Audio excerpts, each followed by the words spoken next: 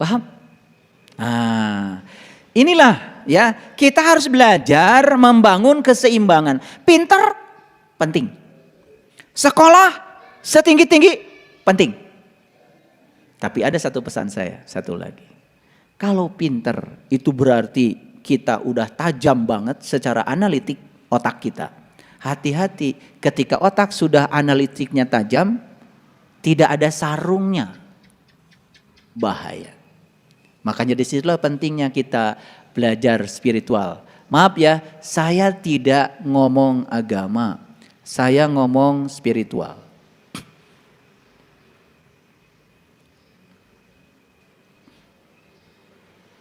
Saya ngomong spiritual. Kenapa? Bagi saya, nilai seseorang tidak bisa ditentukan oleh keyakinan yang dia anut. Tapi nilai seseorang ditentukan oleh kualitas orang itu, apapun keyakinannya. Maaf, bagi saya. Makanya yang bagus itu, ada seorang tokoh dunia pemenang hadiah Nobel ketika ditanya, menurut Anda apa agama yang paling baik?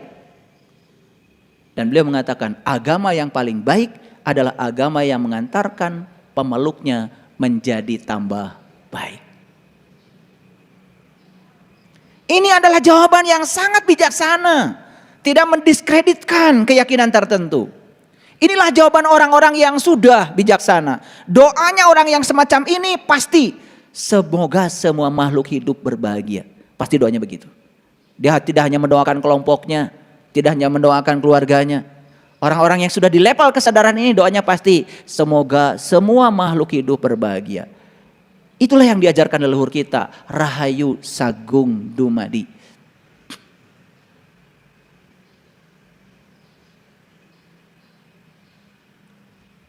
Itu bedanya orang yang sadar dengan orang yang tidak sadar. Jadi anak-anak kita ini harus dididik supaya dia mengalami keseimbangan dua. Keseimbangan intelektual, logika, dengan keseimbangan spiritual, rasa. Makanya orang tua kita bilang hati-hati. Keren gak orang tua kita kalau bicara? Ini soal peradaban, ini soal kecerdasan. Ngomong tuh gak sembarangan. Hati-hati. Cuman kita kan gak pernah menyelidiki sisi etimologi dari semua kata-kata yang kita ucapkan. Betul gak? Kita ngikut-ngikut orang aja. Hati-hati Jang. Gitu, cuma gitu aja. Gak pernah menusuk ke bagian dalam dari kesadaran kita. Karena kita juga tidak mengerti yang kita ucapkan. Betul apa tidak? Oke, baik. Saya simpulkan dulu sebelum saya lanjutkan. Innalillahi wa inna ilaihi raji'un. Artinya apa? Sesungguhnya kita berasal dari Allah dan akan dikembalikan kepada apa yang kita pertuhankan. Kalau kita menuhankan Allah, baliknya pasti kepada Allah. Siapa yang akan kembali kepada Allah setelah kematian? Adalah mereka yang bersama Allah saat dalam kehidupan. Setuju?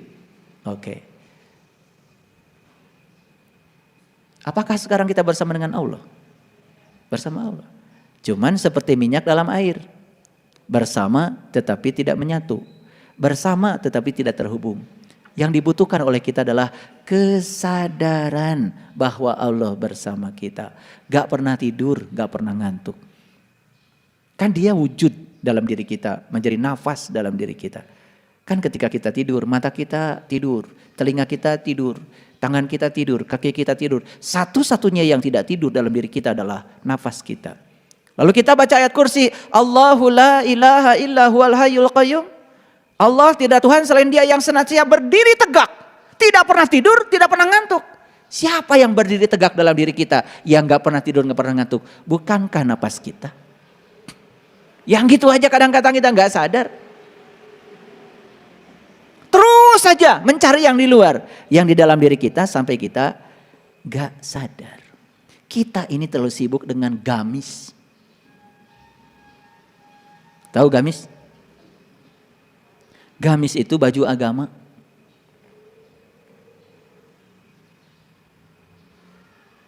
Makanya hampir semua orang beragama, mohon maaf, Kan bisa dilihat dari identitasnya, dari gamisnya. Betul nggak? Iya. Kalau pakai koko, baju takwa, udah bisa dipastikan siapa. Dari musola mana? Ibu-ibu, rapi, syar'i, sudah bisa dipastikan dari kelompok mana. Betul? Nah, kenapa leluhur kita menciptakan satu istilah namanya gamis. Gamis itu baju agama. Baju itu penting loh. Tetapi baju itu kan sebetulnya penting kalau ada isi bajunya. Nah, apa yang dibungkus oleh gamis? Yang dibungkus oleh gamis itu sesungguhnya adalah nilai-nilai luhur agama. Makanya kalau sudah pakai baju gamis, hati-hati dengan pikiranmu, kata-katamu dan perilakumu. Karena kamu sedang menunjukkan gamis, berarti sedang menunjukkan baju luarmu. Harus sama dengan baju, harus sama dengan yang dibajuin oleh dirimu, bagian dalam dirimu. Makanya kan ada lelucon. Kalau orang pidato kan pasti hadirin, hadir out. Tahu?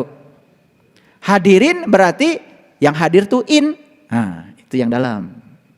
Hadir out berarti yang hadir yang luar. Karena kalau yang hadir gak ada hadirin dan hadir outnya, saya takut ngasih ceramah. Misalkan yang hadir cuma hadir out, takut saya. Berarti orang mati. Gila saya ngasih ceramah orang mati. Nah, yang hadir innya aja, dalamnya aja. Berarti yang saya kasih ceramah kan uka-uka. Nah, makanya saya panggil hadirin, hadir out. Berarti yang saya panggil tuh dua-duanya. Jisim, kuring. Jisimnya dipanggil, kuringnya dipanggil juga. Jisim abdi, tuh kan. Hebat banget sebetulnya kalau bicara bahasa tuh. Makanya bahasa melambangkan kecerdasan. Luar biasa itu ya, bahasa itu. Makanya kita kadang-kadang tidak peduli ya sama yang namanya bahasa. Nah, pertanyaannya sekarang adalah, apakah saat ini kita sudah pulang ke rumah diri kita? Pertanyaan itu. Apakah saat ini kita sudah pulang ke rumah diri kita? Karena innalillahi wa inna ilaihi rajiun itu bukan nanti, tapi di sini saat ini sekarang kita harus pulang kepada Allah sekarang. Pulang kepada Allah bukan berarti mati beneran, tapi pulang kepada Allah adalah merasakan kehadirannya setiap saat, bahwa Dia bersama dengan kita. Orang yang merasakan kehadiran Allah setiap saat itu namanya sudah pulang. Itu yang saya maksud pulang ke rumah diri, pulang ke rumah sejati kita, pulang ke jati diri kita yang sebenarnya. Oke. Mari kita buktikan sekarang. Kenapa hidup saya penuh dengan penderitaan? Misalnya. Nah, penderitaan itu cuma sedang mengingatkan bahwa kamu telah berjalan terlalu jauh dari rumah sejatimu. Jadi penderitaan itu hanya sedang mengingatkan bahwa kamu segera pulang ke rumah dirimu terlalu jauh. Maka inilah akibatnya. Kenapa hubungan sosial saya banyak yang terganggu? Mengapa saya banyak konflik dengan orang? Itu hanya sedang mengingatkan bahwa kamu telah berjalan terlalu jauh dari jati dirimu. Makanya nanti kita lihat ya, orang yang sudah pulang kepada Allah itu tidak akan terkena yang namanya musibah. Nanti saya tunjukkan ayatnya. Betul tidak terkena musibah? Oh, berarti kalau saya sudah pulang kepada Allah, banjir pun gak datang ke rumah kita. Salah. Salah lagi ngajinya. Ya banjir hayang kadinya, ya datang juga. Cuman kita tidak melihat banjir sebagai musibah. Apa yang terjadi, terjadilah. Pasti ada pesan semesta bagi saya. Gitu maksud saya. Omongan Bapak itu ternyata salah. Setelah saya pulang ke rumah diri saya, setelah saya pulang ke jati diri saya, sudah selaras pikiran, kata-kata dengan perbuatan saya, Pak, saya tetap sakit, saya tetap ditipu orang. Siapa yang salah? Saya salah ngajarnya atau yang diajarnya. Itu berarti nggak ngerti. Pada saat dengar ceramah saya pasti ngantuk. Atau kebanyakan makan tadi pagi. Makanya saya bilang ya sama panitia, tolong makanan itu jangan disajikan dulu sebelum saya ceramah. Karena saya khawatir ya makanan itu mengurangi kesadaranmu. Sehingga saat mendengarkan ceramah kamu sedang berjuang untuk sadar. Karena begitu makanan masuk terlalu banyak jadi kehilangan kesadaran. Bagusnya dengerin ceramah saya kosong perutnya. Atau khusus hari Rabu kalian pagi-pagi minum jus aja. Jus wortel, jus belimbing, jus aja. Spesial Rabu mau dengerin ceramah. Biar pintar dikit. Nah pintar sekaligus juga benar. Berarti cerdas. Ya toh? Makanya kalau intelektualitas dengan intelijensia beda. Intelektualitas itu ya kognisi. Kalau intelijensia kesadaran. Dalam bahasa Inggrisnya juga berbeda. Makanya harus hati-hati dengan bahasa. Baik, saya akan tunjukkan. Tadi saya janji apa katanya? Kalau orang yang sudah pulang kepada Allah, itu bebas dari bencana, bebas dari musibah. Ini beneran, beneran, ya, beneran. Baik, kita lihat dulu ya. Saya akan tunjukkan perlahan-lahan. Saya tunjukkan Quran surat Ali Imran ayat 174. Pelan-pelan ya ngajinya biar semua bisa tuntas. Baik, kita lihat ya.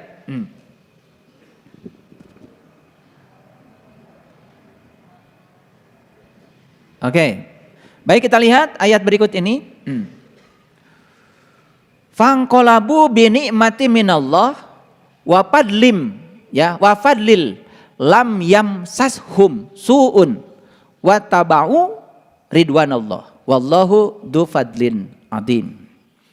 Maka mereka kembali dengan nikmat dan karunia dari Allah, mereka tidak akan mendapatkan bencana apa-apa. Asal mereka mengikuti keridhaan Allah. Dan Allah mempunyai karunia yang sangat besar. Jadi mereka yang kembali kepada Allah,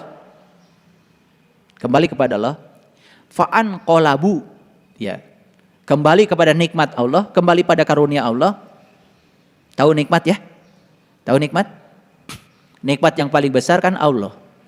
Makanya nikmat itu hanya diberikan kepada 4 golongan di Quran. Para nabi, para siddiqin, para syuhada dan para solihin. Ya, siapa nabi? Nabi itu orang yang dapat ilmu. Tetapi baru untuk dirinya sendiri. Ilmu apa? Tentu saja ilmu untuk meniti ke dalam diri. Agar tahu jati diri. Itu nabi. Siapa siddiqin? Siddiq itu orang yang membenarkan. Membenarkan nabi. Karena dia sudah mengalami pengalamannya nabi. Bagaimana kita membenarkan nabi kalau belum mengalami pengalaman nabi? Itu namanya siddiqin. Syuhada. Nah, syuhada itu orang yang menyaksikan. Menyaksikan siapa? Menyaksikan apa yang disaksikan nabi. Gitu. Nah, kemudian apa yang disebut dengan solihin? Solihin itu orang yang sudah menjalankan amal soleh. Apa amal soleh? Amal soleh adalah amal yang dilakukan nabi yang mengantarkan dia kepada Allah. Ketika amal itu dijalankan, kamu akan jadi solihin. Jadi 4. Jadi oleh karena itu maka yang dapat nikmat di Quran cuma 4. Para nabi, para siddiqin, para syuhada, para solihin. Nah kalau ingin selamat, kalian harus masuk salah satu dari yang 4 itu. Masuk salah satu. Masuk solihin, udah keren. Syukur-syukur masuk syuhada. Syukur-syukur masuk siddiqin. Gitu. Awas jangan ngaku nabi. Tetapi sekaum dengan para nabi gak apa-apa ngaku gitu. Asal beneran. Ngaku nabi ditimpukan orang sekampung. Paham? Oke. Nah ayat ini mengatakan, maka mereka yang kembali kepada nikmat Allah dan karunia Allah, yang datang dari Allah, mereka itu tidak akan mendapatkan bencana. Karena mereka mengikuti keridhaan Allah. Jadi bencana tidak bencana ini soal keridhaan. Bagi yang tidak ridho, bencana.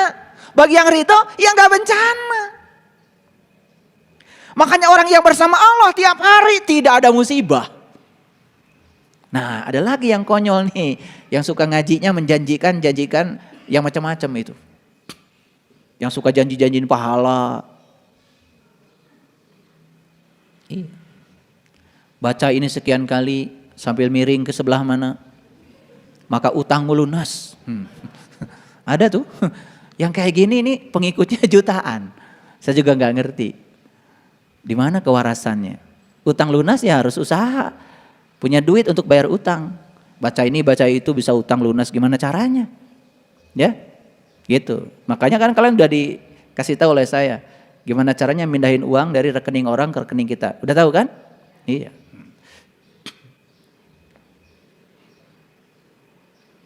Makanya orang suci itu pasti sakti. Tapi orang sakti belum tentu suci. Kalian jadi orang sakti, suci aja. Karena saya yakin setiap orang suci pasti sakti. Orang sakti belum tentu suci. Apa yang harus kalian sucikan? Sucikan jiwamu. Jadi ayat ini mengatakan kepada kita bahwa orang-orang yang mengikuti keridhaan Allah, apa mengikuti keridhaan Allah? Ridho dengan apapun yang terjadi. Karena itu dari Allah. Kenapa dia ridho? Karena orang ini sudah dapat nikmat dan karunia Allah. Makanya kuncinya satu, para sahabat. Meniti ke dalam diri, temukan jati dirimu supaya kamu kenal